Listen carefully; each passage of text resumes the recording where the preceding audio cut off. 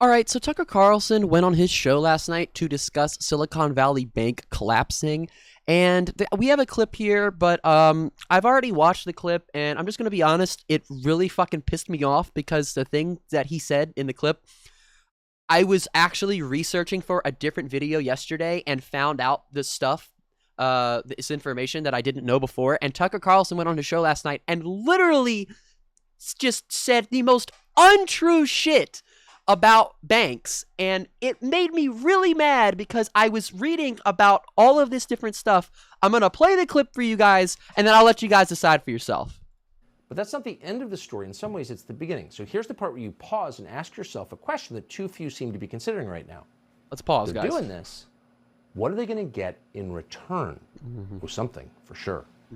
Remember that after 2008, the Obama administration, Eric Holder, swooped in and imposed DEI, diversity, equity, and inclusion standards on the entire financial sector. Right. And that's one of the main reasons our big banks are now increasingly incompetent, and also one of the reasons Americans are so divided by race. Makes perfect sense. Ideologues used the 2008 bank bailout to kill American meritocracy. That's a big step, mostly unacknowledged, but we're living with its consequences. So you have to ask yourself, what are they going to do this time? What are they going to do this time? So the first note that I want to make before I show you guys is just a quick little thing. You guys know the rhetoric that we hear from conservatives and Republicans all the time. They say the left makes everything about race. They make everything about race. There was Tucker Carlson saying that the bank, Silicon Valley Bank, collapsed because of black people and because of race. He literally said it. He brought it up. No one else said that. But because Tucker's a fucking idiot and nothing he says is true, again, I was researching for a video yesterday that I am not ready to reveal to anybody. But it's actually not true what he said about diversity and inclusion and whatever the fuck you want to say. It's actually the opposite, okay? It's actually quite the opposite here in America. And there was this study that that this group did. They did it a couple years ago. It's not super old, but they did this study. The Committee for Better Banks did this study, and they actually found that the equity, diversity, inclusion, that shit actually doesn't really exist. And we have proof.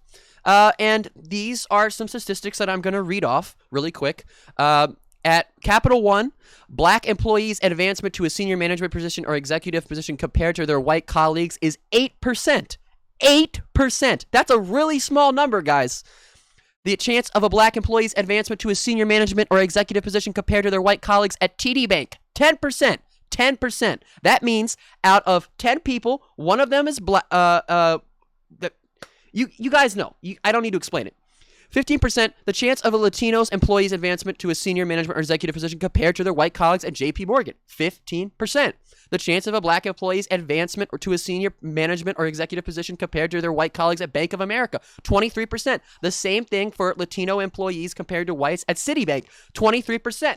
Now, let's look at the statistics for entry-level positions. 230% chance a black employee being an entry-level position compared to their white colleagues at Citibank, 404% chance of a Latino employee compared to a white colleague at TD Bank, 427% chance for Latinos compared to whites at JP Morgan, 505% chance of Latinos compared to whites at Bank of America, and 650% for black employees compared to white ones at Capital One. So Tucker's claim that the bank collapsed because of diversity and equity and inclusion is literally false. And he didn't provide any evidence or show you anything because they never show you anything. It's just a talking head on Fox News. That's why I wanted to show you guys this, and that's why I wanted to make a video about it, because it's just not right. It's not right. It's not true. It's wrong. He's fucking wrong. He's a liar. And, it makes me upset because there's just no reason for him to say something like that. And then people say, Tucker Carlson gets up there, he says, "Oh, I'm not a bigot.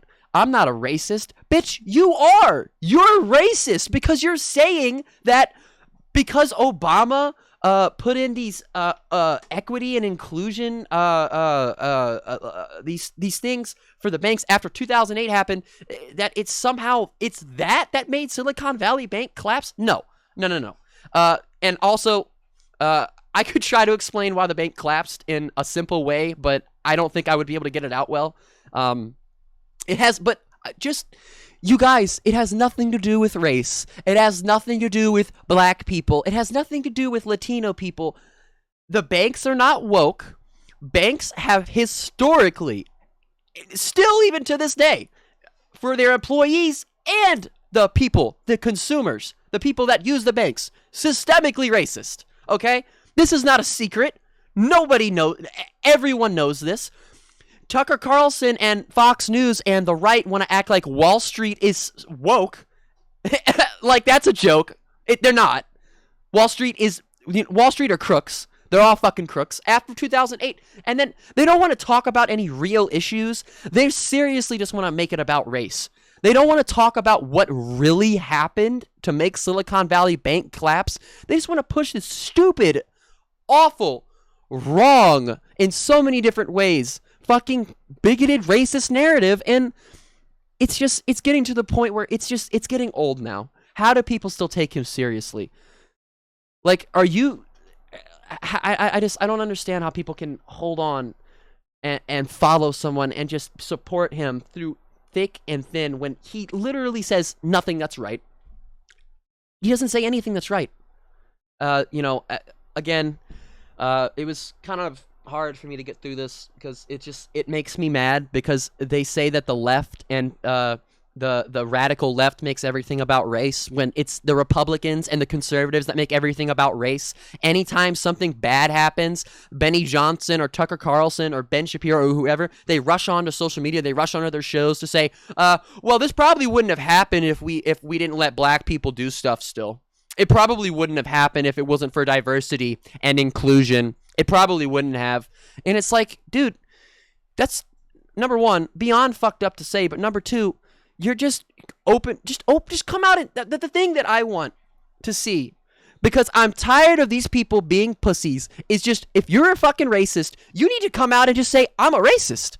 Why are you going to be a bitch about it? Why? I know why they're going to be bitches about it, but why? Why don't they just come out and say, I'm racist, I'm a bigot? No, but most people don't do that. Except for just straight up neo-Nazis that fucking wear their shit on their, wear the fucking patch on their shoulder. Or they're walking around with flags and shit. Like Proud Boys shit. I want these fucking news hosts like Benny Johnson and Tucker Carlson and all these other stupid motherfuckers to just come out and be like, yeah, I'm a racist, I'm a fucking bigot. Just be real with us. Stop bullshitting.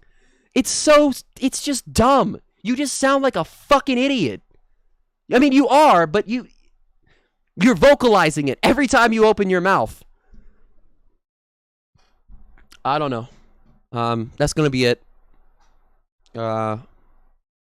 Hit the like button, hit the subscribe button, press the little bell, turn on notifications so you guys don't miss an upload. That's gonna be it. I might make another video on a clip I saw from Tucker on a podcast a couple days ago. I might not. It might be tomorrow. I don't know. But have a good one, guys.